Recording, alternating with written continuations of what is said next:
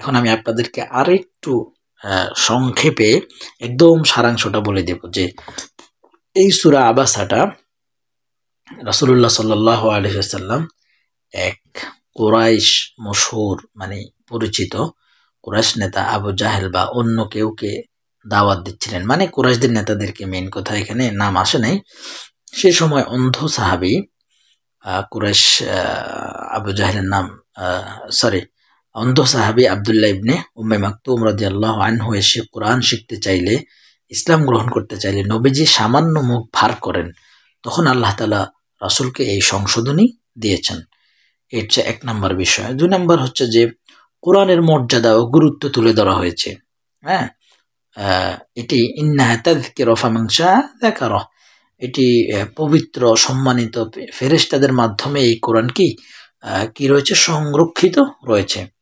এরপরে যে বিষয়টা আলোচনা করা হয়েছে যে মানুষের অকৃতজ্ঞতা এখানে তুলে ধরা হয়েছে, যে মানুষ কি করে অকৃতজ্ঞতা করে, তারা মনে করে যে তারা সবকিছু করে ফেলেছে, আল্লাহ তাকে সৃষ্টি এবং তাকে আল্লাহ তাআলা সব মনে করিয়ে দিচ্ছেন যে তোমাকে আমি সৃষ্টি করলাম, তোমাকে আমি রিজিক দিলাম, অথচ তোমরা কি করো, অবাধ্যতা করো।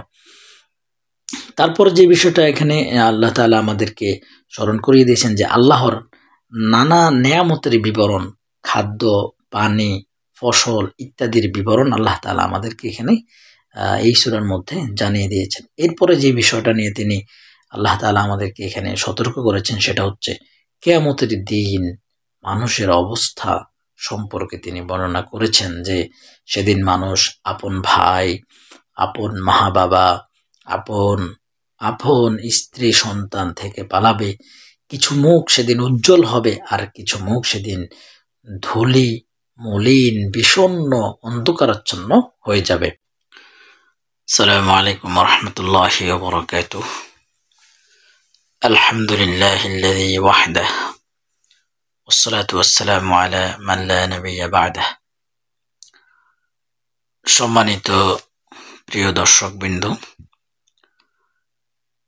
আজকে আমি আপনাদেরকে একটি সূরার সংক্ষিপ্ত যে তাফসীর রয়েছে সে তাফসীর সম্পর্কে আলোচনা করব। তো এখানে আমরা আপনাদেরকে খুব সংক্ষেপে যে সূরাগুলো, এই সূরাগুলোর তাফসীর দেওয়ার চেষ্টা করব, কারণ এগুলোর বিস্তারিত তাফসীর অনেক সময়ের প্রয়োজন। আমরা চেষ্টা করব অন্তত যাতে আপনি শুধুমাত্র সূরাটা পড়ে আপনি বুঝতে পারেন যে এখানে কি বলা হয়েছে। সেই হিসাবে আমরা আপনাদেরকে সংক্ষিপ্তভাবে সূরাটা শেখানোর চেষ্টা করব, অর্থসহ সংক্ষিপ্ত তাফসীর সহ। তাহলে চলুন আমরা শুরু করি। বিসমিল্লাহির রহমানির রহিম। আবাসা ওয়া তাওয়াল্লা। আবাসা এই শব্দটির অর্থ হচ্ছে যে সে ভ্রু কুঞ্চিত করলো। আপনারা দেখতে পাচ্ছেন যে ভ্রু কুঞ্চিত করলো মানে হচ্ছে সে, আমরা কখনো কারো দিকে তাকাইলে আমরা কি করি যে মানে কোনো বিরক্তি ভাবে যদি আমরা কারো দিকে তাকাই, তখন আমরা কোনো বিষয় যখন বিরক্ত হই তখন আমরা কি করি, চোখটাকে একটু বাঁকা করি। এটাই হচ্ছে আবাসা। তো এটা কেন কি হয়েছে আমরা সামনে দেখব। ওয়া তাওয়াল্লা মানে হচ্ছে মুখ ফিরিয়ে নিল, মুখ ফিরালো মানে অনাগ্রহ দেখালো। তাহলে এটার অর্থ হচ্ছে সে ভ্রু কুঞ্চিত করলো এবং মুখ ফিরিয়ে নিল। এই বিষয়টা থেকে দেখা গেছে যে আমরা কি বিষয়টা ক্লিয়ার হতে পারি না এই কথাটা থেকে, যে সে মুখ ফিরিয়ে নিল সে কে, এবং ভ্রু কুঞ্চিত করলো হ্যাঁ মানে কি, মানে সে বিরক্ত হলো। কিন্তু ওয়া তাওয়াল্লা মুখ ফিরিয়ে নিল মানে হচ্ছে অনাগ্রহ দেখালো। কার বিরুদ্ধে, কার জন্য অনাগ্রহ দেখালো, প্রশ্নগুলো আমাদের জাগে। তো এই জন্য আমরা বেশিরভাগ সময় চেষ্টা করব যে যেই কোনো অর্থ পড়লে তার তাফসিরটা অন্তত পক্ষে সংক্ষিপ্ত তাফসির অনেক রয়েছে, সেগুলো আমরা দেখার চেষ্টা করব। তো চলুন আপনার প্রশ্নগুলো, তাহলে এগুলো অবশ্যই আপনাদের সবার মনের মধ্যেই কি প্রশ্ন ঘুরপাক খাচ্ছে। দেখেন আমরা এখানে একটা আরবি তাফসির জুজু আম্মালি ইবনে উসাইমিনের একটা তাফসির গ্রন্থ থেকে আপনাদেরকে বিস্তারিত আলোচনা করব না, যেহেতু একদম শুরু করছি সেই জন্য একটু আপনাদেরকে বেশি বলতে হচ্ছে। তো এখানে দমির ইয়াউদু ইলা রাসূলিল্লাহি সাল্লাল্লাহু আলাইহি ওয়া আলিহি ওয়াসাল্লাম, এখানে বলা হচ্ছে যে এই আবাসা সে কে? সে হচ্ছে মুহাম্মদ, আমাদের নবী সাল্লাল্লাহু আলাইহি ওয়াসাল্লাম। আর মানা আবাসা মানে হচ্ছে আই কালাহা ফি ওয়াজহিহি, অর্থাৎ তার মুখ কি হলো, সে ভ্রু কুঞ্চিত করলো, বিরক্তি ভাব তার ওয়াজহিহি মানে চেহারার মধ্যে বিরক্তি ভাব প্রকাশ পেল। এইভাবে যদি প্রত্যেকটা লাইন বাই লাইন বলতে পারতাম তাহলে হয়তো আর মানে খুবই সুন্দর হতো, কিন্তু অনেক সময়ের প্রয়োজন। হয়তো দেখা গেছে 5টা আয়াত করতেই হয়তো আধা ঘন্টা থেকে 1 ঘন্টা লেগে যেতে পারে। সেই জন্য আমরা মূল ভাবটা বোঝার চেষ্টা করব। আবাসা মানে হচ্ছে ভ্রু কুঞ্চিত করলো, ওয়াতাওয়াল্লা মানে হচ্ছে সে কি করলো, অনাগ্রহ দেখালো। কার থেকে? কি থেকে? আমরা সামনে দেখতেছি। তাহলে প্রথমে আমরা আবাসা বুঝে নিলাম যে কে, সে কে? সে হচ্ছে মুহাম্মদ সাল্লাল্লাহু আলাইহি ওয়াসাল্লাম। তারপর হচ্ছে ইয়ানি ইস্তানকারা শাই বিওয়াজহিহি, অর্থাৎ কোনো কিছু সে কি অপছন্দ করেছেন। হ্যাঁ, তো আমরা এখান থেকে একটা সংক্ষিপ্ত তাফসির রয়েছেন, এই তাফসিরটার নাম হচ্ছে মুখতাসার আল মুখতাসার ফি তাফসির। এটাও হচ্ছে ইবনে উসাইমিন। আমরা এখানে যে ইবনে উসাইমিনের তাফসিরটা পড়ি এটা হচ্ছে সংক্ষিপ্তটা। তো এখানে আমরা দেখব যে কি বলেছেন, যে রাসূল সাল্লাল্লাহু আলাইহি সাল্লাম ভ্রু কুঞ্চিত করলেন এবং মুখ ফিরিয়ে নিলেন। অর্থাৎ অত্তবা রাসূলুল্লাহ সাল্লাল্লাহু আলাইহি ওয়াসাল্লাম ওয়াজহাহু ওয়া আ'রাদা মানে হচ্ছে কি, মানে হচ্ছে যে সে মুখ ফিরিয়ে নিলেন। তাওয়াল্লা ওয়া আ'রাদা। তো সামনে আমরা দেখব যে কেন সে, কার থেকে কেন মুখ ফিরিয়ে নিলেন, সেটা আমরা এই যে সামনে দেখতেছি। সেটা হচ্ছে যে একটু ডিস্টার্ব করতেছে মনে হয়, এমনটা তো হওয়ার কথা না। আচ্ছা চলুন তাহলে আনজাহুল আ'মা, এটা একটু ছোটই থাকুক যেহেতু আমরা আরবিটা বেশি ফলো করতেছি না। মানে কারণ তার কাছে অন্ধ লোকটি আগমন করেছিল। জাআহু মানে তার কাছে এসেছে, যে আ'মা অন্ধলোক। আ'মা অর্থ কি? অন্ধলোক। এই যে এইভাবে করে কিন্তু আপনারা শব্দের অর্থগুলোও কিন্তু খেয়াল রাখবেন, যে আমরা কিন্তু এখানে এখন শব্দের অর্থ দিকেও কি নজর আমরা গুরুত্ব দিচ্ছি। আপনারা শব্দের অর্থটাও কি আপনারা গুরুত্ব দিবেন, অবশ্যই প্রত্যেকটি শব্দ মনে রাখার চেষ্টা করবেন। তাহলে আমরা কোথায় ছিলাম? আনজাহুল আ'মা। আ'মা মানে হচ্ছে এক অন্ধ। এখন আপনার মনে তো প্রশ্ন আসবে যে অন্ধ লোকটি কে, তাই না? আপনি যদি শুধু অর্থ পড়েন তাহলে তো আপনি বুঝবেন না। তো সেই জন্য এখানে তাফসিরের মধ্যে বলা হচ্ছে যে আল আ'মা হুয়া আব্দুল্লাহ ইবনে আমর ইবনে উম্মে মাকতুম রাদিয়াল্লাহু আনহু, অর্থাৎ একজন অন্ধ সাহাবী, তিনি এসেছেন। আর আসার সাথে সাথে রাসূলুল্লাহ সাল্লাল্লাহু আলাইহি ওয়াসাল্লাম একটু ভ্রুকুঞ্চিত করেছেন এবং তার থেকে একটু তাকে কি করেছেন, অবহেলা বা অনাগ্রহ দেখিয়েছেন। তবে সামনে কিন্তু এটার ভালো আলোচনা রয়েছে যে কেন সে মুখ ফিরিয়ে নিল, ভ্রুকুঞ্চিত করলো, তো এটার আলোচনা রয়েছে। তবে এটা থেকে আমাদেরকে এই শিক্ষা নেওয়া যাবে না যে আমরা কাউকে এভাবে কারো প্রতি মুখ ফিরিয়ে নেব। তবে কথা হচ্ছে যে আমরা সূরাটা বোঝার চেষ্টা করব। রাসূলুল্লাহ সাল্লাল্লাহু আলাইহি ওয়াসাল্লামের মাধ্যমে যে কাজগুলো হয়েছে এগুলো আল্লাহ রাব্বুল আলামিন সব কাজে করিয়েছেন এই জন্য, যাতে করে আমাদের উম্মতের মধ্যে এমন কোনো কাজ যদি হয়ে যায় তখন সেটা আমরা কিভাবে করব সেটা দেখানোর জন্য। তো এখানেও অনেকটা এরকম, সামনে আমরা আরো দেখবো বিস্তারিত। তো প্রথম কথা হচ্ছে আমরা আবার দেখি আবাসা ওয়া তাওয়াল্লা। আবাসা মানে হচ্ছে কি করলো, আবাসা মানে হচ্ছে কালাহা, অর্থাৎ ভ্রু কুঞ্চিত করলো। তাওয়াল্লা মানে আরদা মানে কি করলো, মুখ ফিরিয়ে নিল বা সে কি অনাগ্রহ দেখিয়ে এলো। হ্যাঁ, আচ্ছা, তাহলে কার থেকে, আনজাহুল আ'মা, তার দিকে যে অন্ধ লোকটি এসেছে, আর সেই অন্ধ লোকটিকে আব্দুল্লাহ ইবনে আমর ইবনে উম্মে মাকতুম, সে পরিচিত আব্দুল্লাহ ইবনে উম্মে মাকতুম, একজন সাহাবী। আচ্ছা, এখানে আমরা যেহেতু এই তাফসীরটাও দেখেন যে লিআজলি মাজি আব্দুল্লাহ ইবনে উম্মে মাকতুম ইস্তারশিদুহু ওয়া কানা আ'মা জাআ রাসূল সাল্লাল্লাহু আলাইহি ওয়াসাল্লাম। আচ্ছা, বাংলাটা দেখেন যে এই জন্য যে অন্ধ আব্দুল্লাহ ইবনে উম্মে মাকতুম তার নিকট এমন সময় হেদায়েতের পথ খুঁজতে এসেছেন যখন তিনি মুশরিকদের বড় নেতাদের হেদায়েতের আশায় তাদেরকে নিয়ে ব্যস্ত ছিলেন। আচ্ছা, এখানে তাফসীরের এই আয়াতের মধ্যে এটা বলে দিয়েছেন, আর একটু সামনে আর একটু বিস্তারিত বলা হচ্ছে যে এই বিষয়টা আমরা এখানে আরবিটা থেকেও আর একটু জানলে আর একটু ভালো হবে। সেটা হচ্ছে যে ফাকানান নবী আলাইহিস সালাতু ওয়াস সালাম ফি উবুসাহু يلاحظ هذين الأمرين الرجاء في إسلام هؤلاء العظماء والأمر। আচ্ছা, এখানে দেখেন বলছে কি যে রাসূলুল্লাহ সাল্লাল্লাহু আলাইহি ওয়াসাল্লাম যে মুখ ফিরিয়ে নিলেন, ভ্রু কুঞ্চিত করলেন, কার থেকে, আব্দুল্লাহ ইবনে উম্মে মাকতুম থেকে। কেন করেছেন? কারণ তিনি আশা করেছেন যে যখন আব্দুল্লাহ ইবনে উম্মে মাকতুম এসেছেন, তখন রাসূলের সামনে অনেক মুশরিকদের বড় বড় নেতারা তখন সেখানে উপস্থিত ছিল।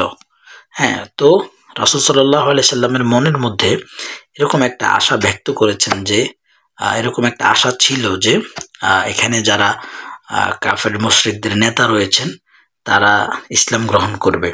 আব্দুল্লাহ ইবনে উম্মে মাকতুমও কিন্তু তখন ইসলাম গ্রহণ করে নাই, সে রাসূল সাল্লাল্লাহু আলাইহি ওয়াসাল্লামের কাছে এসেছেন, মানে মূলত ইসলামের দিকে আকৃষ্ট হওয়ার জন্যই এসেছেন।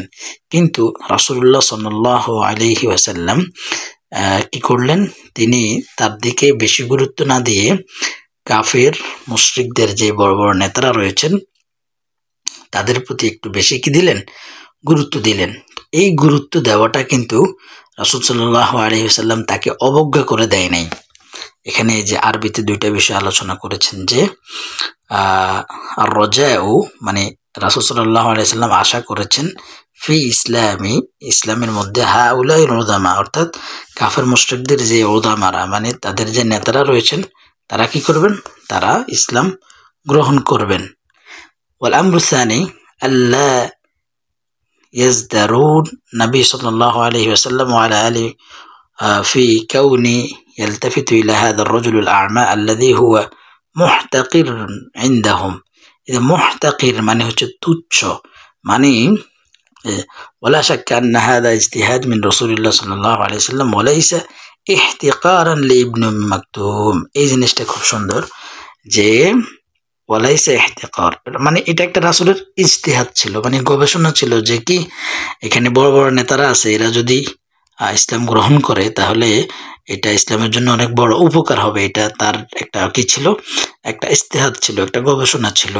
তবে ইহতিকার ছিল না, মানে আব্দুল্লাহ ইবনে উম্মে মাকতুমকে তিনি তুচ্ছ করে দেখেন নাই, ছোট করে কোনোভাবে দেখেন নাই। لأننا نعلم أن النبي صلى الله عليه وسلم لا يهمه إلا أن تنشر دعوة الحق بين عباد الله وأن الناس عنده سواء। আচ্ছা, এখানে অনেকগুলো কথা রয়েছে, সবগুলো বলতে গেলে আসলে আমাদের অনেক বেশি, অলরেডি কত মিনিট হয়ে গিয়েছে, 12 মিনিট হয়ে গিয়েছে মাত্র, আমরা 3 আয়াত, তাও কিন্তু আমি খুব ছোট করেছি। তার মধ্যেও যদি এত হয় তাহলে ভিডিও অনেক বেশি লম্বা হয়ে যায়, হয়ে গেলে হয়তো অনেকে দেখতে চাইবে না। তবে যারা জ্ঞান পিপাসু তারা অবশ্যই দেখবে। তো তারপরেও আমি চেষ্টা করব মানে মূল মেসেজটা দেওয়ার জন্য। তাহলে আমরা যেটা শিখলাম সেটা হচ্ছে যে রাসূল সাল্লাল্লাহু আলাইহি সাল্লাম ভ্রু কুঞ্চিত করেছেন এবং অনাগ্রহ দেখিয়েছেন কার প্রতি, তার দিকে একজন অন্ধ লোক এসেছেন। তিনি কে? তিনি হচ্ছেন আব্দুল্লাহ ইবনে উম্মে মাকতুম, এখন কেন এই কাজটি তিনি করেছেন, এটা তাফসিরের মধ্যে এসেছে যে তিনি এই কাজটি করেছেন যে সেখানের মধ্যে কাফের মুশরিকদের বড় বড় নেতারা ছিল। তার উদ্দেশ্য ছিল যে বড় বড় নেতারা ইসলাম গ্রহণ করবে, ইসলাম গ্রহণ করলে বেশি একটু ভালো হবে, এটা তার একটা ইজতিহাদ ছিল। তবে সে এটা কি করে নাই, মানে আব্দুল্লাহ ইবনে উম্মে মাকতুমকে কোনোভাবেই খাটো করে, ছোট করে, ইহতিকার মুহতাকির মানে তুচ্ছ করে সে কি দেখে নাই।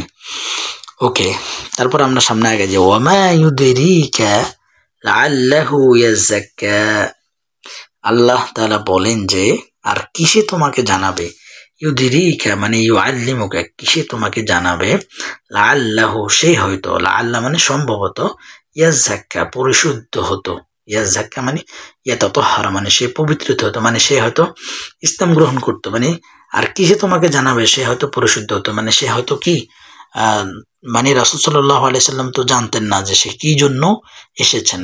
তো আল্লাহ তাআলা বলেন যে সে হয়তো কি ইসলাম গ্রহণ করতে এসেছেন, এটা হচ্ছে এটার মূল বিষয়। কিন্তু এটার শাব্দিক অর্থ হচ্ছে ওয়ামা ইউদরিকা কিসে তোমাকে জানাবে, লাআল্লাহু ইয়াযাক্কা সে হয়তো পবিত্র হতো, পরিশুদ্ধ হতো। কি দিয়া, এই যে এখানে এই জন্য দেখেন আসলে আরবি যে ইয়েগুলো তাফসিরগুলো বা আরবিতে যে ব্যাখ্যাগুলো এগুলো মানে এগুলো থেকে পড়লে মনে হয় যেন মানে খুব মানে বেশি একটা উপকার পাওয়া যায়। দেখেন বাংলাতে আমরা যে তাফসিরগুলোতে পড়ি সেগুলো তো এগুলোর সব কিছুরই অনুবাদ রয়েছে, তারপরেও এখানে অল্প লেখাতে অনেক বেশি পাওয়া যায় আর কি। যাই হোক, তো এখানে এই ওমা ইউদরিকা আই শাইউন ইউরিবুকা আন ইয়াতাযাক্কা হাযার রাজুল ওয়া ঈমানাহু, মানে তার ঈমান দ্বারা সে, আমি যে কথাটা বলছি সে হয়তো কি, সেই লোকটি হয়তো কি করত, ঈমান গ্রহণ করত।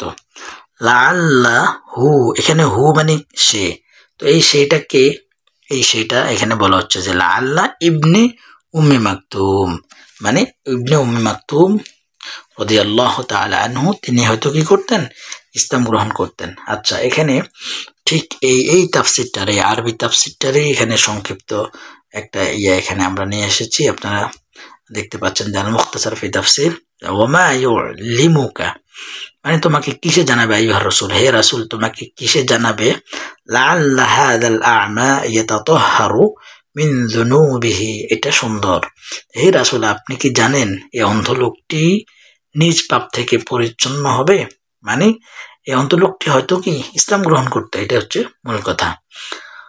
পরবর্তীতে আও ইয়াযাক্কারু ফাতানফাআহু যিকরা, আও মানে কি অথবা, আও মানে অথবা, ইয়াযাক্কারু উপদেশ গ্রহণ করত, ওই মানে কি, মানে আমরা দেশে বলি না ওয়াজ হয় না আমাদের দেশে, মানে ওয়াজ গ্রহণ করত, এটা তো ইয়াযাক্কারু মানে ওয়াজ, হ্যাঁ, ইয়াতাআযযু মানে ওয়াজ অর্থাৎ উপদেশ গ্রহণ করত, ফাতানফাআহু অতঃপর তাকে উপকার দিত, যে ফাতানফাআহু অতঃপর তাকে উপকার দিত, আয-যিকর এই উপদেশটা, মানে অথবা উপদেশ গ্রহণ করত ফলে সেই উপদেশ তার কি উপকারে আসতো, কোনটা, ওই যে উপরে সে বলছে কি যে সে হয়তো কি ইসলাম গ্রহণ করার জন্য এসেছে, আপনার উপদেশ গ্রহণ করার জন্য এসেছে, যেই উপকারটা তার যেই উপদেশটা তার উপকারে আসতো, কিন্তু আপনি কি করলেন, আপনি তাকে দেখে একটু প্রকুঞ্চিত করলেন। এটা আল্লাহ তাআলা রাসূল সাল্লাল্লাহু আলাইহি ওয়াসাল্লামকে বলছেন। ওকে, এরপরে সামনে আমরা দেখি কি আছে। আচ্ছা, এই আয়াতের সংক্ষিপ্ত তাফসীরটা আমরা দেখি। এই যে এখানে আরবিতে বলা হচ্ছে যে ইয়ানি ওমা ইউদরিকা লাআল্লাহু ইয়াযাক্কারু আও ইয়াতাআযযু, এই যে মানে ওয়াজ করা, আল মাউইদা ফাতানফাআহু মিন আল মাউইদা ফাইন্না রাদিয়াল্লাহু আনহু আরজা মিন হাউলাই আন ইয়াতাআযযা ওয়া ইয়াতাযাক্কার। আচ্ছা, আমরা সংক্ষিপ্তটাই পড়ি, একটা পড়ি, আর কোনোটা যদি আমার কাছে অস্পষ্ট মনে হয় তাহলে আমরা আরেকটাতে একটু বিস্তারিতটাতে যাব। তো সব মিলাই মনে হয় এটাই ভালো হবে। আচ্ছা, তাহলে আও এখানে এই তাফসীরটা কি বলা হচ্ছে, কিংবা সে সব উপদেশ শ্রবণ করবে, তোর দ্বারা উপদেশ গ্রহণ করে উপকৃত হবে। হ্যাঁ, এখানে ইয়েটা মানে অনুবাদটা মোটামুটি বোঝার মতোই। হ্যাঁ, এটার আলাদা তেমন বেশি ব্যাখ্যা প্রয়োজন নাই। ওকে, আম্মা মান ইস্তাগনা, আর যে বেপরোয়া হয়েছে, অর্থাৎ কে বেপরোয়া হয়েছে।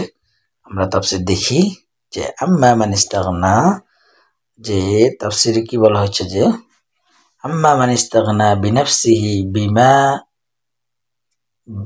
বিমা লাদাইহি মিনাল মালি আনিল ঈমান বিমা জিতা বিহি।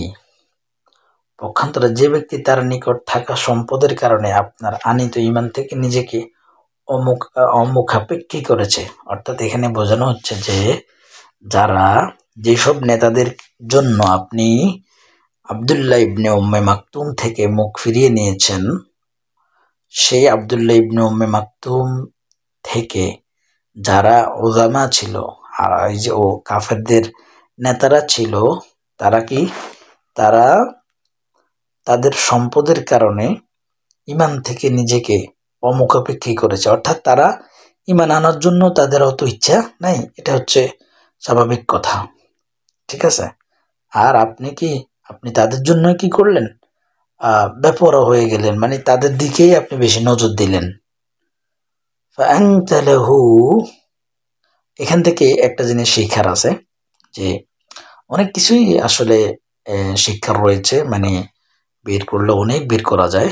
তো আমি আজকে এই সূরাটা শুরু করেছি, তো সামনে হয়তো আরেকটু ধারাবাহিক বুঝতে পারবো যে কিভাবে আলোচনা করলে এগুলো ছোট হবে। তো আজকে প্রথম দিন তো একটু বুঝতে পারতেছি না যে কোনটা রাখি কোনটা বলবো, সেই জন্য একটু বড় হয়ে যাচ্ছে। যাই হোক, তো বিষয়টা হচ্ছে এই যে আমরা যখন দাওয়াতি কাজ করব তখন আমরাও এরকম করি যে কি করি, মানে কোনো বড় নেতা খেতার সাথে সম্পর্ক থাকলে আমরা মনে করি কি যে এর সাথে সম্পর্ক থাকলে ভালো হবে, এই ইসলামে আসলে অনেক উপকার হবে।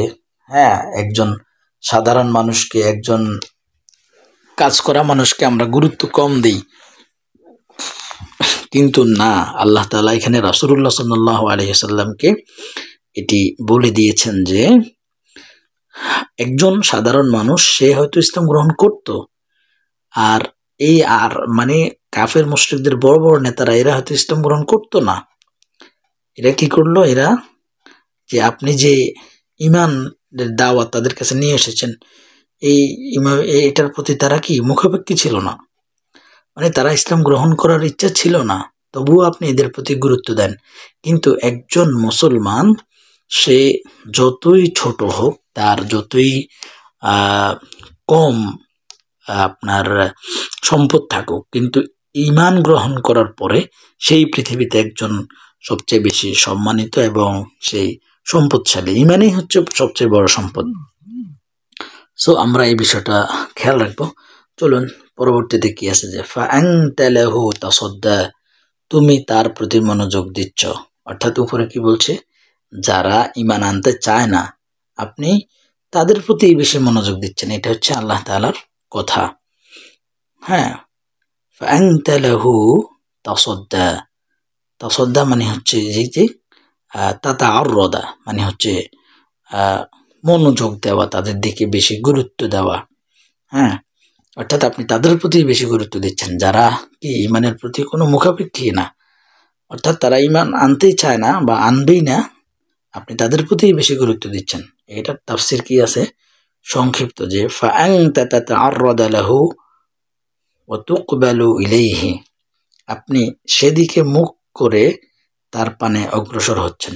অর্থাৎ আপনি কি করলেন, রাসূলকে বলতেছেন আল্লাহ তাআলা যে আপনি তারা ঈমান আনতে চায় না, আপনি তাদের দিকেই কি মনোযোগ দিচ্ছেন। এটাই হচ্ছে সংক্ষিপ্ত মূল বিষয়। তারপর ওমা আলাইকা, আপনার উপর দায়িত্ব নয়। ওমা আলাইকা, আলা মানে উপর, কা মানে তোমার উপর, মা নয়, কি নয়, দায়িত্ব নয়। আল্লাহ, কি দায়িত্ব নয়, আচ্ছা পরবর্তীতে বলছে আল্লাহ যদি না ইয়াজ্জাক্কা, সে পরিশুদ্ধ হয়। কেউ যদি পরিশুদ্ধ হতে না চায় তাহলে আপনার তাকে কি করা দায়িত্ব নয়, পরিশুদ্ধ করা দায়িত্ব নয়, অথচ সেই পরিশুদ্ধ না হলে তোমার কোনো দায়িত্ব বর্তাবে না। এটা হচ্ছে শাব্দিক অনুবাদ। এখান থেকে আমরা কি বুঝতে পারতেছিলাম যে দেখেন খুব সুন্দর যে আব্দুল্লাহ ইবনে উম্মে মাকতুম কে আল্লাহ রাসূল সাল্লাল্লাহু আলাইহি ওয়াসাল্লাম কি মন থেকে কিন্তু তুচ্ছ করে নাই। এটা কিন্তু আয়াতের ব্যাখ্যা আপনাদেরকে বলে দিয়েছি, একটু গুরুত্ব কম দিয়েছে। আর এরপরে আল্লাহ তাআলা বলছেন যে না তুমি কি করছো, রাসূলকে আল্লাহ তাআলা বলতেছেন যে আপনি এই গুরুত্ব কম দিয়েছেন, অথচ সে কি করত, ইসলাম গ্রহণ করত। কিন্তু যারা ইসলাম গ্রহণ করবে না, করতো না, তাদেরকে আপনি বেশি গুরুত্ব দিচ্ছেন। আপনার প্রতি এটা দায়িত্ব না যে আপনি কাউকে জোর করে ইসলামে আনবেন, এটা হচ্ছে এটার মূল কথা আর কি। অথচ সে পরিশুদ্ধ না হলে আপনার উপর তাকে জোর করে পরিশুদ্ধ করার কোনো প্রয়োজন নাই। আপনি হচ্ছেন কি লিআন্নাহু লাইসা আলাইকা ইল্লাল বালাগ, আপনি হচ্ছেন শুধুমাত্র একজন পৌঁছে দেওয়ার দায়িত্ব হচ্ছে আপনার। বুঝতে পারছেন যে এবং কি বলছে যে দেখেন ফাতাবায়ানাল্লাহু সুবহানাহু ওয়া তাআলা, আল্লাহ রাব্বুল আলামিন বর্ণনা করেছেন আন্না ইবনে উম্মে মাকতুম, যে ইবনে উম্মে মাকতুম রাদিয়াল্লাহু আনহু আকরাবু ইলা তাযাক্কি, অর্থাৎ সে পরিশুদ্ধ হওয়ার কাছাকাছি ছিল মিন হাউলাইল উলামা, অর্থাৎ যারা আরবের ওই যে মুশরিকদের নেতা ছিল তাদের থেকে আব্দুল্লাহ ইবনে উম্মে মাকতুম ছিল কি পরিশুদ্ধ হওয়ার, ইসলাম গ্রহণ করার একেবারে নিকটবর্তী। সেই জন্য আল্লাহ তাআলা বলছেন যে আপনি তাদেরকে বেশি গুরুত্ব দিচ্ছেন, কিন্তু আপনার প্রতি কাউকে জোর করে কাউকে সে যদি পরিশুদ্ধ না হয় তাহলে আপনার প্রতি কোনো দায়িত্ব এমন না যে আপনি তাদেরকে পরিশুদ্ধ করবেন। আপনার দায়িত্ব হচ্ছে ইল্লাল বালাগ, আপনি শুধু পৌঁছে দেবেন তাদের মাঝে। তো আমরা এখানে ছোট তাফসীরটা দেখি যে সে যদি আল্লাহর নিকট তাওবা করে পরিচ্ছন্ন না হয় তাহলে আপনার কি ক্ষতি বা হবে। হ্যাঁ, অনুবাদের মধ্যে একটু আসে। তো এটা হচ্ছে একটা তাফসীর, অর্থাৎ সে কি এই আরবের যে কাফের মুশরিকরা রয়েছেন নেতারা, এরা যদি পরিশুদ্ধ হয়ে এরা যদি ইসলামের দিকে না আসে, হ্যাঁ, তাহলে আপনার কি ক্ষতি হবে। এরা তো তাওবা করে আসতে হবে, আপনার এর প্রতি কি কোনো মানে কোনো আপনার জোর করে তাদেরকে আনার কোনো প্রয়োজন নেই। ওয়া আম্মা মান জাআকা ইয়াসআ,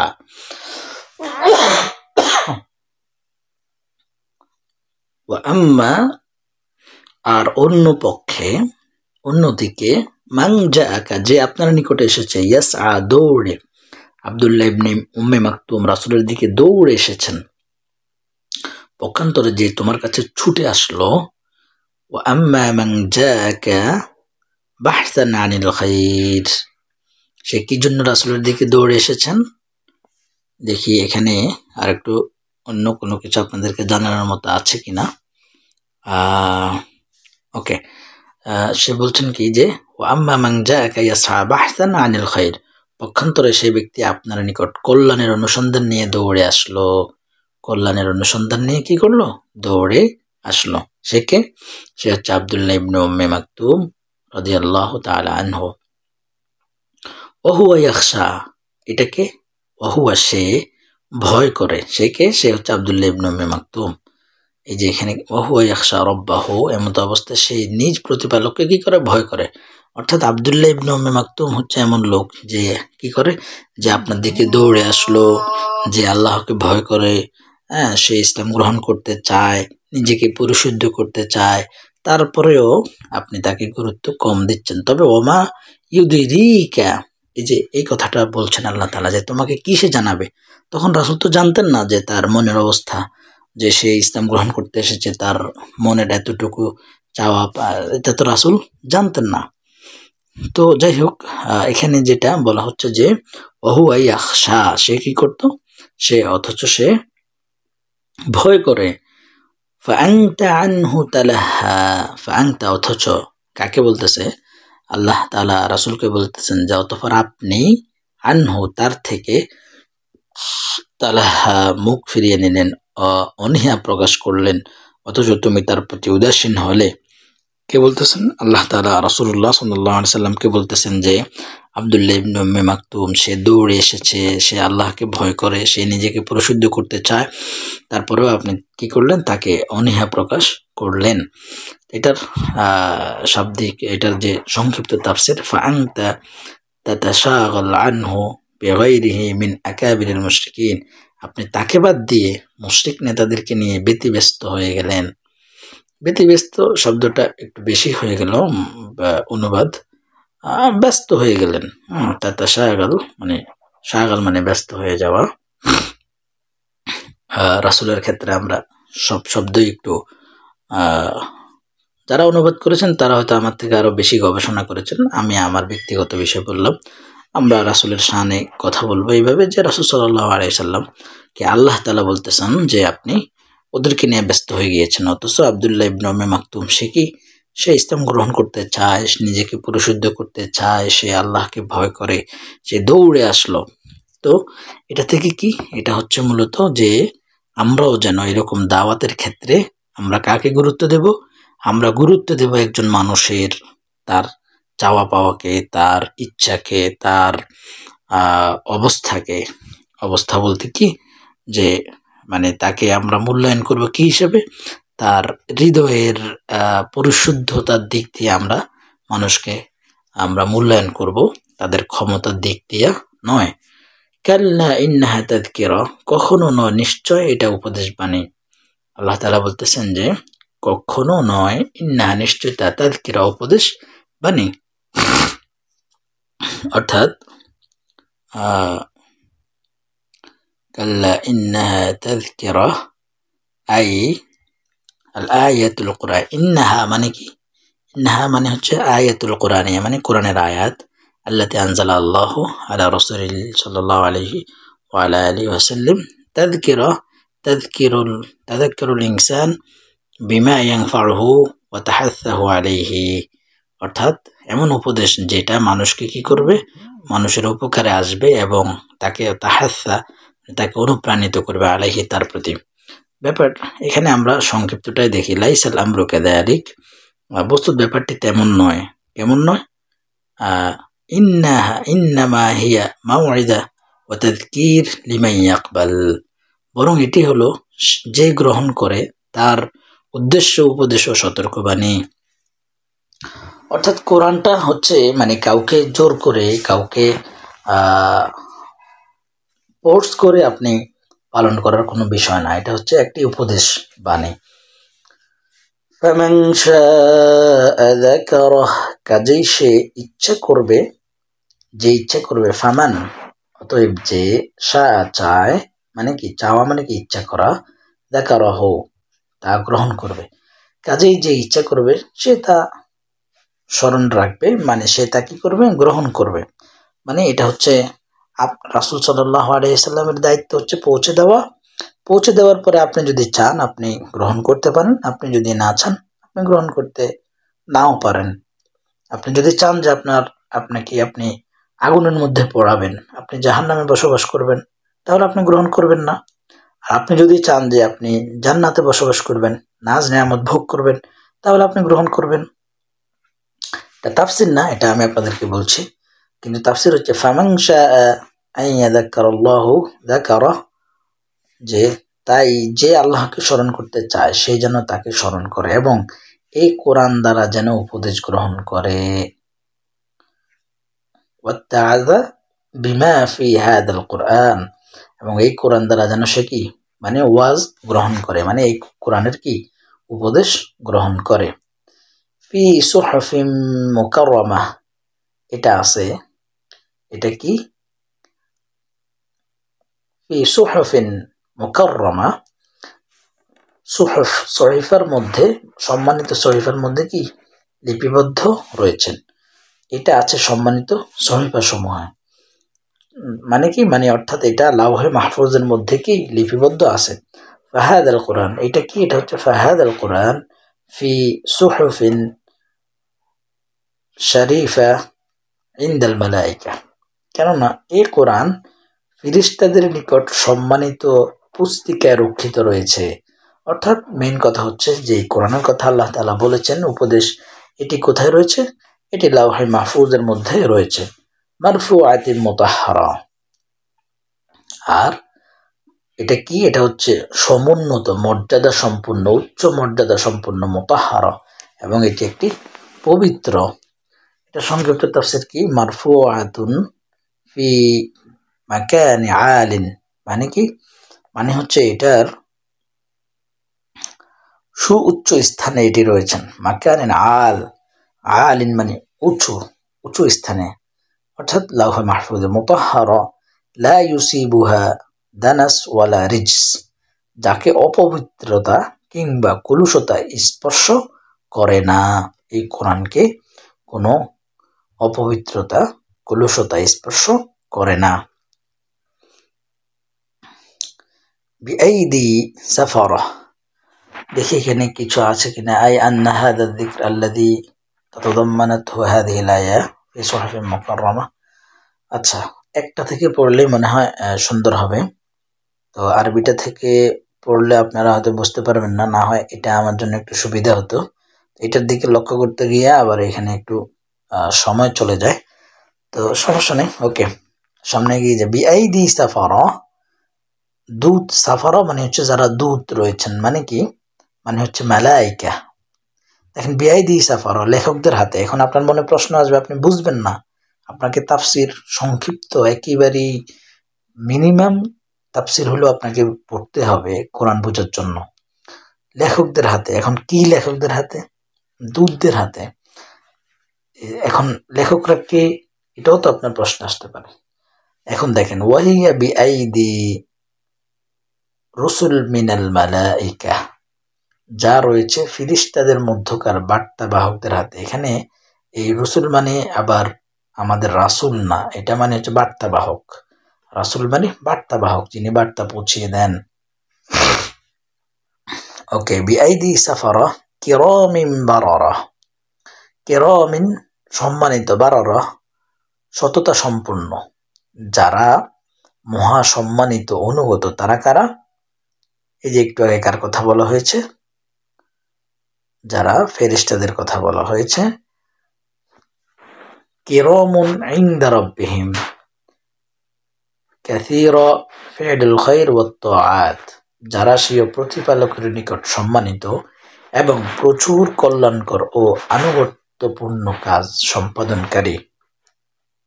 অর্থাৎ যারা ওই সমস্ত ফেরেশতা, কিরামিন বারারা, যারা সততা সম্পন্ন এবং সম্মানিত। কারা? তারা হচ্ছে ফেরেশতা, যারা আল্লাহ তাআলার কি যে কল্যাণকর আনুগত্য করে, হ্যাঁ, কাজগুলো আনুগত্য করে, আল্লাহ তাআলা যেভাবে নির্দেশ দেয় সেভাবে চলে। এটাই হচ্ছে মূল কথা।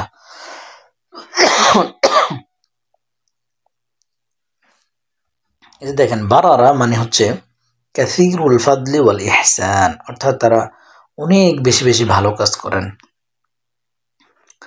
ওকে, আর কিরম, কিরম মানে হচ্ছে ফি খলকতিহিম লিআন্নাহুম আলা আহসানি খুলুকিহি, তারা হচ্ছে কি? তারা হচ্ছে সবচেয়ে বেশি সুন্দর চরিত্রের অধিকারী। কুতিলাল ইনসানু মা আকফারাহ, কুতিলাল ইনসান মানুষ ধ্বংস হোক, মা আকফারাহ সে কতই না অকৃতজ্ঞ। মানুষ ধ্বংস হোক, সে কতই না অকৃতজ্ঞ। মানে কি বলা হচ্ছে এখানে? লুইনাল ইনসানুল কাফির। দেখেন এখানে কুতিলাল ইনসান, আপনি যদি শুধু অর্থ পড়েন, মানুষ ধ্বংস হোক, মা আকফারাহু তা অমান্যকারী কতই না, অর্থাৎ সে কতই না অকৃতজ্ঞ, কতই না অমান্যকারী। লুইনাল ইনসানুল কাফির মা আশাদ্দা কাফারাহু বিল্লাহ, কাফির প্রকৃতির মানুষকে অভিশাপ করা হয়েছে এখানে। যে লুইনা মানে লানত দেওয়া আর কি, মানে অভিশাপ দেওয়া। কাদেরকে? আল কাফির, কাফিরদেরকে অভিশাপ দেওয়া হয়েছে। কোন ধরনের? মা আশাদ্দা কুফরুহু বিল্লাহি, সে আল্লাহর সাথে কতই না শক্ত কুফরি করেছে। মিন আইয়ি শাইইন খালাকাহ, মিন আইয়ি কোন মিন হতে বা থেকে, আই কোন কি হতে, সেই ইন বস্তু কোন বস্তু হতে, খলাকাহু তিনি তাকে সৃষ্টি করেছেন। আল্লাহ তাআলা স্মরণ করিয়ে দিচ্ছেন যে তোমাকে কোন বস্তু হতে সৃষ্টি করা হয়েছে, অথচ তুমি কি করো, তুমি অস্বীকার করো, তুমি অকৃতজ্ঞ। মিন আই শাইইন খলাকাল্লাহু হাত্তা ইয়াতাকাব্বার ফিল আরদি ওয়া ইয়াকফুরুহু। আল্লাহ তাকে এমন কোন বস্তু দ্বারা সৃষ্টি করলেন, কোন বস্তু দ্বারা সৃষ্টি করলেন যে সে জমিনে অহংকার প্রদর্শন করবে এবং তার সাথে কুফরি করবে। অর্থাৎ আল্লাহ তাআলা বলতেছেন যে তোমার কি থেকে, মাটি থেকে, একটা নুতফা থেকে, তোমার একটা পানি থেকে তোমার সৃষ্টি করা হয়েছে, এক ফোঁটা পানি থেকে। তুমি কিভাবে অহংকার করবে, কিভাবে তুমি অস্বীকার করবে। মিন নুতফাতিন খলাকাহু ফাকদ্দারাহ। মিন নুতফা, এই যে আল্লাহ বলতেছেন যে তোমার কি থেকে, মিন নুতফা শুক্র ফোঁটা থেকে, খলাকাহু তিনি তাকে তোমাকে সৃষ্টি করেছেন, ফাকদ্দারাহু তার নির্দিষ্ট করেছেন, নিয়তি অর্থাৎ তিনি তার আপনাকে সুগঠিত করেছেন। দেখেন শুক্রবিন্দু থেকে তিনি তাকে সৃষ্টি করেছেন, অতঃপর তাকে সুগঠিত করেছেন। কদ্দারা মানে হচ্ছে সুগঠিত, অর্থাৎ তিনি তার ক্ষমতা দিয়ে আপনাকে বানিয়েছেন। এটা হচ্ছে আর কি আমরা বোঝার জন্য বলতে পারি। তাহলে এখানে দেখেন ব্যাখ্যাটা কি, তাফসিরটা, মিন মা ইন কলিলিন খলাকাহু, সামান্যতম পানি দিয়ে তোমার সৃষ্টি করা হয়েছে। ফাকদ্দারা খলাকাহু তুরান বা'দা তুর, তাকে তো তিনি সামান্য পানি থেকে সৃষ্টি করেছেন এবং তার আকৃতিকে এক পর্যায় থেকে অন্য পর্যায়ে পরিবর্তন করেছেন। অর্থাৎ এখানে আপনাকে প্রথমে একটু পানি, তারপরে একটু মাংসপিণ্ড, তারপরে আপনাকে একটু একটু করে স্তর বা স্তর সৃষ্টি করেছেন। এটাই বলা হচ্ছেন তুরান বা'দা তুর। সুম্মা সাবিলা ইয়াসসারাহ। নামাজের সময় হয়ে গিয়েছে, আমি নামাজ পড়ে এসে বাকিটা আপনাদেরকে বলার চেষ্টা করবো ইনশাআল্লাহ। 20 নাম্বারটা শেষ করি। সুম্মা সাবিলা ইয়াসসারাহু, যে তারপর তিনি তার পথ সহজ করেছেন। সুম্মা অতঃপর, সাবিলা পথ, ইয়াসসারাহু সহজ করে দিয়েছেন। কি সহজ করে দিয়েছেন? এই যে এই তাফসীরটা না পড়লে আপনি টোটালি এটা বুঝতে পারবেন না। মানে আল্লাহ বলছেন তোমারা আমি সৃষ্টি করছি, কি থেকে করেছি, পানি দিয়া, গোস্তপিণ্ড থেকে, রক্তপিণ্ড থেকে গোস্তপিণ্ড করে এভাবে হাড় দিলাম, এভাবে করে করে তোমার আমি বানিয়েছি, তারপর তোমার পথ আমি সহজ করছি। এখন কি পথ সহজ করেছেন দেখেন, একেবারে সংক্ষিপ্তভাবে যদি পড়েন, সুম্মা ইয়াসসারা লাহু বা'দা হাযিহিল আতওয়ারিল খুরুজ মিন বাতনি উম্মিহি, অর্থাৎ আপনি আপনার মায়ের পেট থেকে বের হওয়ার যে রাস্তা, বের হওয়ার যে ভূমিষ্ঠ হওয়ার যে কাজটা, এটা আল্লাহ তাআলা কি করেছেন, সহজ করে দিয়েছেন। কি করে আপনি অস্বীকার করেন, কি করে গর্ব অহংকার করি আমরা। সম্মানিত দর্শক, ইনশাআল্লাহ বাকি অংশ আমি আপনাদেরকে নামাজ পড়ে এসে এখানে আমরা কন্টিনিউ করবো ইনশাআল্লাহ। আলহামদুলিল্লাহ, আমরা পরবর্তী বিষয়টা শুরু করব। আমরা 20 নম্বর আয়াত পর্যন্ত যতটুকু সম্ভব হয়েছে আপনাদেরকে বোঝানোর চেষ্টা করেছি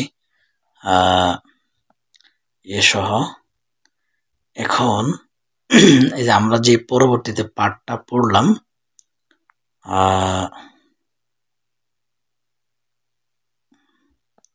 আচ্ছা, আলোচনা করলে আসলে অনেক কিছুই করা যায়, তো আমরা সংক্ষিপ্তটাই আমরা মেইন ফোকাস দিব হচ্ছে অর্থের পাশাপাশি আমরা অর্থটা বোঝার জন্য সংক্ষিপ্ত তাফসীরটা আমরা দেখব। চলুন তাহলে আমরা শুরু করি যেখানে শেষ করেছি, যে সুম্মা আমাতাহু ফাআকবারাহ।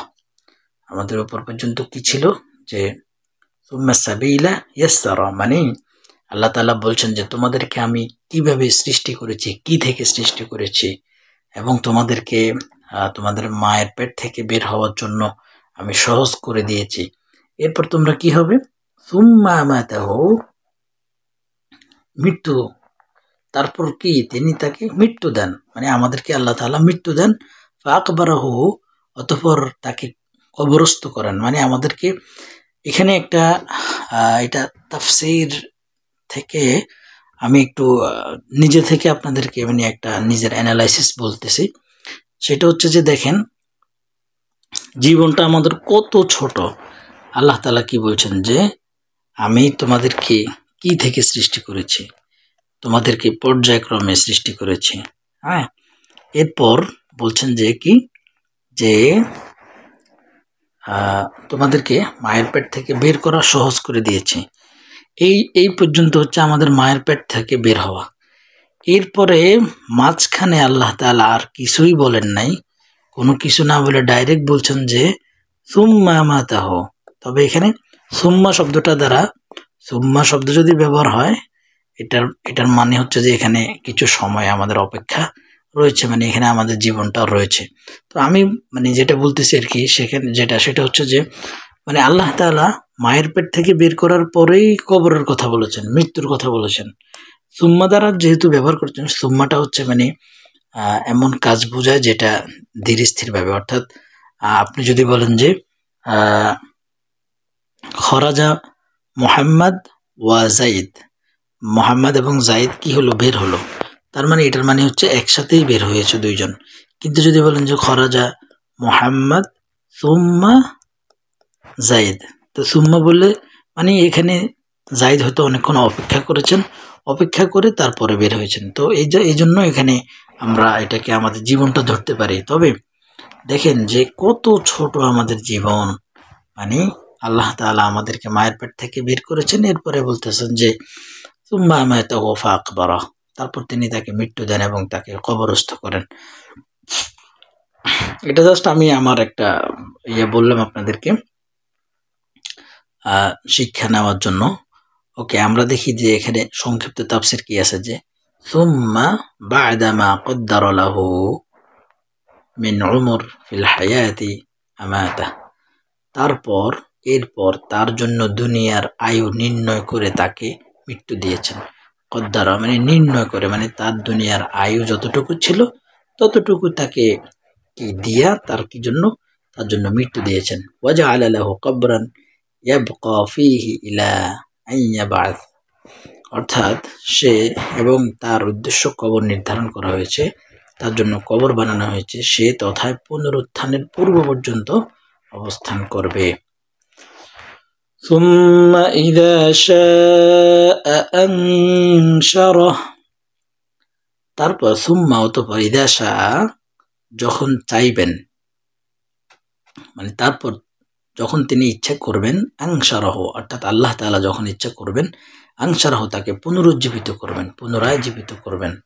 এটা সংক্ষিপ্ত তাফসীর কি, যে সুম্মা ইযা শাআ বা'আসাহু লিল হিসাব ওয়াল জাযা, অর্থাৎ অতঃপর যখন তিনি চাইবেন তাকে হিসাব ও প্রতিদানের উদ্দেশ্যে পুনরুত্থিত করবেন। অর্থাৎ আমাদের মৃত্যুর পরে আমাদেরকে আল্লাহ রাব্বুল আলামিন কি করবেন, আনশারাহ পুনরুজ্জীবিত করবেন। কিসের জন্য? লিল হিসাব, হিসাবের জন্য, ওয়াল জাযা এবং আমাদের প্রতিদান দেওয়ার জন্য আমাদেরকে আল্লাহ রাব্বুল আলামিন কিয়ামতের দিন কি করবেন, উঠাবেন। সুম্মা ইযা শাআ আনশারাহ কাল্লা লাম্মা ইয়াকদি মা আমারাহ, কখনো নয়, কাল্লা কখনো না, লাম্মা ইয়াকদি মা আমারাহ, তিনি তাকে যে আদেশ দিয়েছিলেন সে এখনো তা পূর্ণ করেনি। অর্থাৎ আমরা তাফসীর এটা দেখি যে লাইসাল আমরু কামা ইয়াতাওয়াহাম হাদাল কাফির আন্নাহু আদ্দা মা আলাইহি লিরাব্বিহি মিন হাক্কি, বিষয়টি এই কাফির যেমন ধারণা করেছে সেরূপ নয় যে সে তার উপর থাকা নিজ প্রতিপালকের অধিকার আদায় করে ফেলেছে। এখানে আমরা একটু এই তাফসীরটা দেখি যে কাল্লা লাম্মা ইয়াকদি মা আমারা, লাম্মা হুনা বিমা'না লাম লাকিন্নাহা তাফারুকু ফি বা'দিল আশিয়া ওয়াল মা'না আন্না আল্লাহ তাআলা লাম ইয়াকদি মা আমারা আই মা আমারা বিহি কাউনান ওয়া কদরান। অর্থাৎ এখানে আপনাদেরকে সহজভাবে বোঝানোর জন্য যদি বলি, এটাই বলি যে কাল্লা লাম্মা ইয়াকদি মা আমারা, কখনো না, তিনি তাকে যে আদেশ দিয়েছিলেন সে এখনো তা পূর্ণ করেনি। তো বিষয়টি এই কাফির যেমন ধারণা করেছে সেরূপ নয় যে সে তার উপর থাকা নিজ প্রতিপালকের অধিকার আদায় করে ফেলেছে, বরং তিনি তার উপর যা অপরিহার্য করেছেন সে তাও আদায় করতে ব্যর্থ হয়েছেন। অর্থাৎ কাফেররা তারা কি করেছেন যে তারা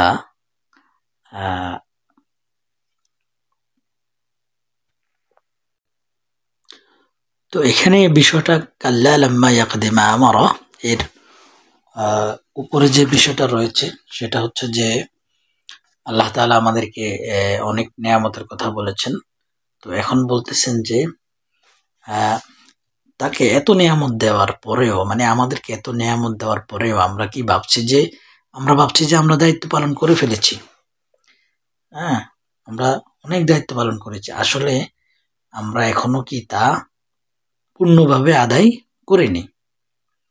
অর্থাৎ মানুষ এখনো তার রবের হক অধিকার পুরোপুরি আদায় করতে পারেনি। এই আয়াত দ্বারা আমাদের গাফলতি ও অবহেলাকে সতর্ক করা হয়েছে। কাল্লা লাম্মা ইয়াকদি মা আমারা ফালইয়ানজুরিল ইনসানু ইলা তুআমিহি।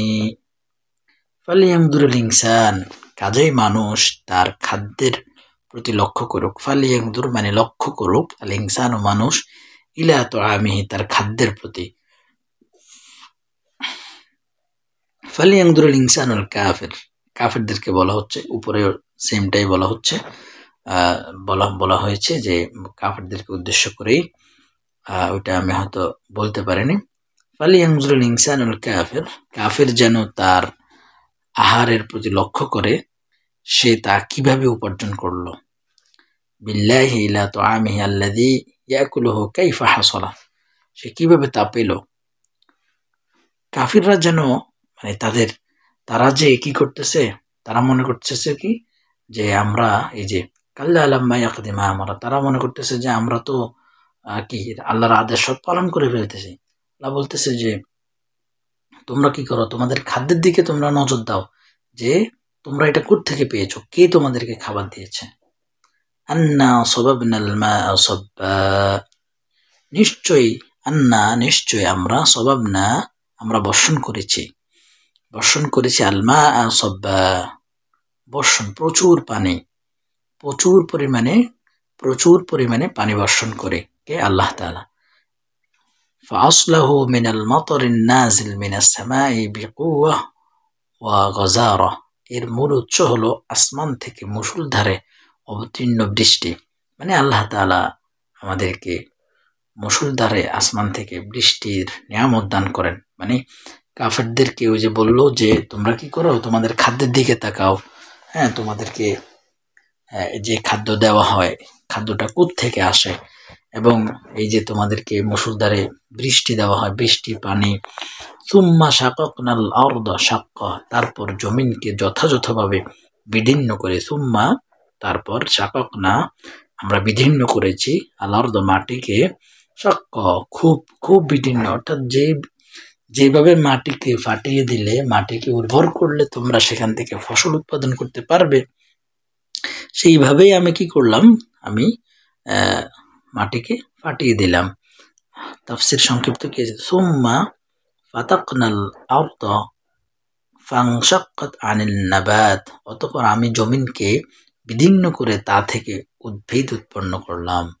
অর্থাৎ আল্লাহ তাআলা জমিনকে ফাটিয়ে সেখান থেকে আমাদের জন্য ফসল আমাদেরকে দিয়েছেন। ফাআমবাতনা ফিহা হাব্বা, অতঃপর তাতে আমি উৎপন্ন করি শস্য। আল্লাহ তাআলা সেখানে শস্য উৎপন্ন করেন। ফাআমবাতনা আমরা উৎপন্ন করেছি, ফিহা তার মধ্যে, হাব্বা শস্য দানা। এখানে তাফসীর সংক্ষিপ্ত কি রয়েছেন, ফাআমবাতনা ফিহাল হুবুব মিন কমহি ওয়া যাররাতিন ওয়া গায়রিহিমা, আমি তাতে উদ্গত করলাম গম, ভুট্টা প্রভৃতি শস্যাদি। অর্থাৎ আল্লাহ তাআলা আমাদেরকে মাটি ফাটিয়ে দিয়ে তিনি আমাদেরকে বিভিন্ন ধরনের ফল ফলাদি আমাদেরকে দিচ্ছেন। ওয়াইনাবাও ওয়া কদবা, সেখানে কি রয়েছেন, সেগুলোর মধ্যে ফল যেমন আইনাব আঙ্গুর, শাকসবজি। ওয়াআমবাতনা ফিহা আইনাব ওয়া কত্তান রাতবান, আরো উদ্গত করলেন আঙ্গুর এবং তাতে পশুর খাদ্য লিয়াকুনা আলাফান লিদাওয়াবিহিম, তাদের পশুর খাদ্য স্বরূপ তাজা ঘাসও রয়েছেন। ওয়াজাইতুনা ওয়া নাখলা, এবং সেখানে জৈতুন ও নাখলা, জৈতুন ও খেজুর, নাখলা মানে হচ্ছে খেজুর আর জাইতুন মানে হচ্ছে জৈতুন ফল। ওয়া আমবাতনা ফিহা জাইতুনান ওয়া নাখলান, আমি তাতে আরো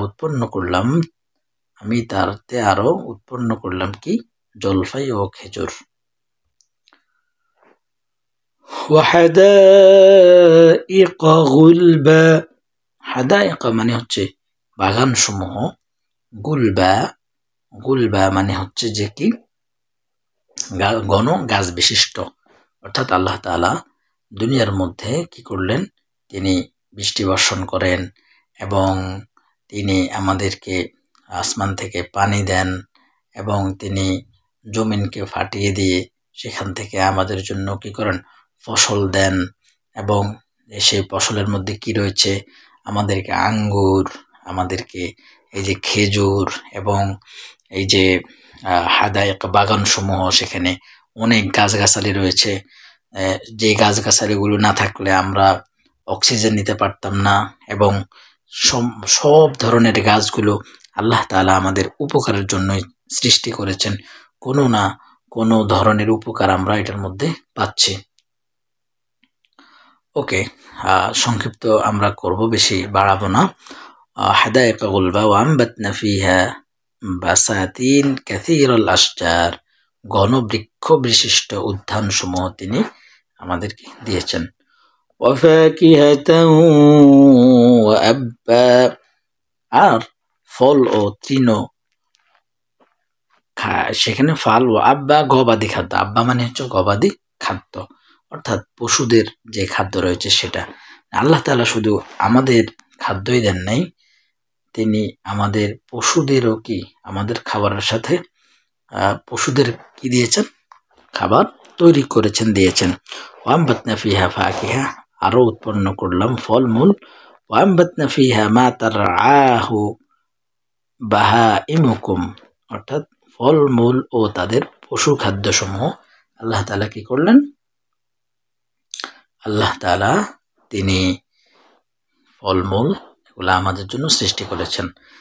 মাতাআন লাকুম ওয়া লিআনআমিকুম, মাতাআন মানে হচ্ছে ভোগ্য সামগ্রী, লাকুম তোমাদের জন্য, ওয়া লিআনআমিকুম তোমাদের চতুষ্পদ জন্তুর জন্য, এটা কি রয়েছে, জন্তুর জন্য, তোমাদের জন্য ভোগ্য সামগ্রী রয়েছে।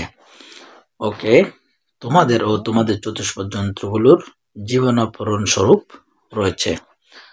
ওকে, আমরা সংক্ষিপ্ত তাফসীরটা দেখি, যে আমি একটু দ্রুত করতেছি, তো সূরা শেষে আমি আপনাদেরকে সুন্দর করে একটা মুলাক্কাস মানে একটা সামারি আপনাদেরকে বলে দেব। আশা করি ইনশাল্লাহ আপনারা শেষ পর্যন্ত উপকার থেকে খালি হবেন না। আপনারা এখন এই যে শব্দগুলোর দিকে একটু বেশি মনোযোগ দিবেন, যে এগুলোর অর্থ কি, তাহলে একটা সময় শব্দ পড়তে পড়তে আপনার কোরআনের শব্দ আপনার কি শেখা হয়ে যাবে। فإذا جاءت الصاخة, অতঃপর যখন, সখা মানে হচ্ছে কর্ণ বিদারক ধ্বনি, অর্থাৎ আমরা যেটা জানি যে সিংহে ফুঁক দেওয়া হবে সেটা। ফাইদা যখন, জাত আসবে, সখ আওয়াজ আসবে, যখন বিকট আওয়াজ আসবে, কিয়ামতের দিবসের আওয়াজ। ফাইদা জাতিস সাইহাল আযীমা আল্লাতী তাসাখখুল আযান ওয়া হিয়া আন-নাফখাতু আস-সানিয়া, অতঃপর যখন শ্রবণ শক্তি হরণকারী দ্বিতীয় সিংহাধ্বনি এসে পড়বে। এখানে দ্বিতীয় সিংহাধ্বনি বলতে কি, দ্বিতীয়বার, যে অর্থাৎ প্রথমে একবার এই দুনিয়াটাকে সিংহে ফুঁক দেওয়ার মাধ্যমে পুরা দুনিয়াতে কিয়ামত হয়ে যাবে, আবার আরেকটি সিংহে ফুঁক দিবে, যেই ফুঁকের মাধ্যমে আল্লাহ তাআলা আমাদের সবাইকে পুনরুত্থিত করবেন। এখানে সেটাই বলা হয়েছে, ইয়াউমা ইয়াফিরুল মারউ মিন আখিহি, সুবহানাল্লাহ। এই জিনিসটা অনেক গুরুত্বপূর্ণ। আমি বেশি সংক্ষেপ করতে গিয়ে হয়তো অনেক কিছু বাদ দিয়া মানে যেভাবে মানে ভেবেছিলাম আপনাদেরকে বুঝিয়ে বলবো, হয়তো কিছু মিস্টেক থাকতে পারে। তো আপনারা সাথে থাকেন, ইনশাল্লাহ আমরা শেষ পর্যন্ত পড়লে আপনাদেরকে বুঝিয়ে দেব যে কোথায় কিভাবে কি আলোচনা করা হয়েছে। ইয়াউমা, সেদিন, ইয়াফিররু, ফিররু মানে পালাবে, ইয়াফিররু মানে পালাবে, সেদিন পালাবে। কোন দিন? ওই যে যেদিন সিংহে ফুঁক দেওয়া হবে, যেদিন হিসাব হবে। আলমারউ মানুষ, মিন আখিহি তার ভাই হতে, সেদিন মানুষ পালিয়ে যাবে তার ভাই থেকে। ইয়াউমা ইয়াহরুবুল মারউ মিন আখিহি, সেদিন নিজ ভাই। এই যে এই জিনিসটার তাফসিরটা এই আরবি তাফসিরের মধ্যে খুবই সুন্দরে গুরুত্বপূর্ণভাবে বুঝিয়েছেন, যেটা এখান থেকে দেখলে তো দুই জায়গা থেকে দেখতে গেলে সময় আসলে অনেক বেশি লাগে, সেই জন্য দেখতে পারতেছি না। ও মেহভাবি, এই যে দেখেন, মিন আখিহি শাকিকিহি আউলি আবিহি আউলি উম্মিহি। এই যে শাকিক শব্দটা এখানে ব্যবহার করা হয়েছে, অর্থাৎ শাকিক মানে হচ্ছে আপন ভাইকে বলা হয়, মানে আপনার আপন ভাই সেদিন আপনার থেকে পালিয়ে যাবে। যেদিন সিংহায় ফুঁক দেওয়া হবে, মানুষগুলো হিসাবের জন্য দাঁড়িয়ে যাবে। ওই হিসাবের ওই ময়দানে, ওই হাসরের ময়দানে আল্লাহ রাব্বুল আলামিনের কাছে হিসাব দেওয়ার জন্য সবাই নিজ নিজ হিসাবের জন্য ব্যতিব্যস্ত হয়ে যাবে। সেদিন কি হবে? ইয়াউমা ইয়াফিরুল মারউ মিন আখিহি, তার ভাই পালিয়ে যাবে। উম্মিহি ওয়া আবিহি, শুধু ভাই না, আপনার জন্মদাতা পিতা এবং মাতা পর্যন্ত পালিয়ে যাবে। ওয়াফিররু মিন উম্মিহি ওয়া আবিহি, তেমনি ভাবে তার মাতা পিতাও পালিয়ে যাবে। ওয়া সাহিবাতিহি ওয়া বানিহি, সাহিবাতিহি তার স্ত্রী, ও বানিহি এবং তার সন্তান সন্ততিও। যেই সন্তান সন্ততি এই দুনিয়াতে সবচেয়ে আপন, যেই স্ত্রী এই দুনিয়াতে কত ভালোবাসা, কত মায়া, যেই মা বাবা এই পৃথিবীতে সবচেয়ে নিঃস্বার্থ ভালোবাসা, সেই মা বাবা কিয়ামতের দিন আমার আপনার থেকে, আপনার আমার থেকে এবং আমরা তার থেকে, সবার থেকে সবাই পালিয়ে যাবে। লিকুল্লি ইমরিইম মিনহুম ইয়াওমাইযিন শা'নুন ইউগনিহি, সেদিন তাদের প্রত্যেকেরই একটি গুরুতর অবস্থা থাকবে যা তাকে ব্যতিব্যস্ত করে রাখবে। প্রত্যেকেরই অবস্থা থাকবে সেদিন করুন, সবাই সবার হিসাব নিয়ে ব্যস্ত থাকবে। নবীরা পর্যন্ত তারা কি ইয়া নাফসি ইয়া নাফসি বলতে থাকবে। লিকুল্লি ওয়াহিদ মিনহুম মা ইয়াশগুলুহু আনিল আখার মিন শিদ্দাতিল কারব ফি যালিকাল ইয়াওম, সেদিন দিনের গুরুতর অবস্থার দরুন প্রত্যেকে অন্যদের কথা বাদ দিয়ে নিজে নিজেকে নিয়ে ব্যস্ত হয়ে পড়বে। নিজের হিসাবে তো নিজে কিভাবে দিবে, কিভাবে আমরা আল্লাহর সামনে দাঁড়াবো, কিভাবে আমরা হিসাব দেব? আল্লাহ, আল্লাহুম্মা হাসিবনি হিসাবান ইয়াসীরা, আল্লাহ তাআলা কিয়ামতের দিন আপনি আমাদের হিসাবকে সহজ করে দিয়েন। আল্লাহ, আপনার সামনে হিসাব দিয়ে তো আমরা যেতে পারবো না, আপনি আমাদের প্রতি দয়া করিয়েন। আল্লাহ, উজুহুন ইয়াওমাইযিন মুসফিরা, সেদিন কিছু কিছু চেহারা উজ্জ্বল হবে। মুসফিরা মানে হচ্ছে উজ্জ্বল হবে, দাউন আলোকিত হবে। উজুহুস সাআদা অর্থাৎ কিছু কিছু মুখ আনন্দিত হবে। ফি যালিকাল ইয়াওম মুদিআহ মানে হচ্ছে আলোকিত, অর্থাৎ সৌভাগ্যবানরা চেহারা হবে সমুজ্জ্বল, সেদিন উজ্জ্বল হবে। দাহিকাতুম মুস্তাবশিরা, হাস্যোজ্জ্বল প্রফুল্ল একটি চেহারা তাদের হবে। মুত্তাকিদের দাহিকাতুন ফারহা, খুশিতে তারা হাসবে।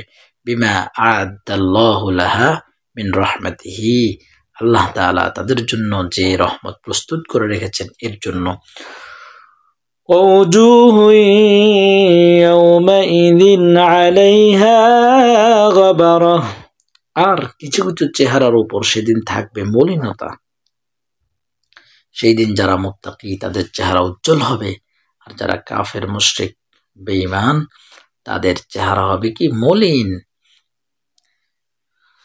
পক্ষান্তর হতভাগাদের চেহারা সেদিন কি হবে? ধুলায় দূষিত হবে। তারহাকুহা কতারা, তারহাকুহা তাকে আচ্ছন্ন করবে, কতারা অন্ধকার, অর্থাৎ তাকে অন্ধকার কি করবে? ঘিরে ফেলে দিবে। উলাইকা হুমুল কাফারাতুল ফাজারা, উলাইকা হুম তারাই তো ওইসব লোক, আল কাফারাতুল ফাজারা যারা পাপাচারী কাফের, এরাই হচ্ছে ওই সমস্ত লোক। উলাইকাল মাউসুফুন বিতিলকাল হাল হুমুল্লাযীনা জামাউ বাইনাল কুফরি ওয়াল ফুজুর, উপরোক্ত অবস্থা হবে তাদের যারা কুফরি ও পাপাচারে লিপ্ত থাকবে। তাদের চেহারা সেদিন কি হবে? চেহারা সেদিন মলিন হয়ে যাবে এবং তাদেরকে অন্ধকারে আচ্ছন্ন করে দেওয়া হবে।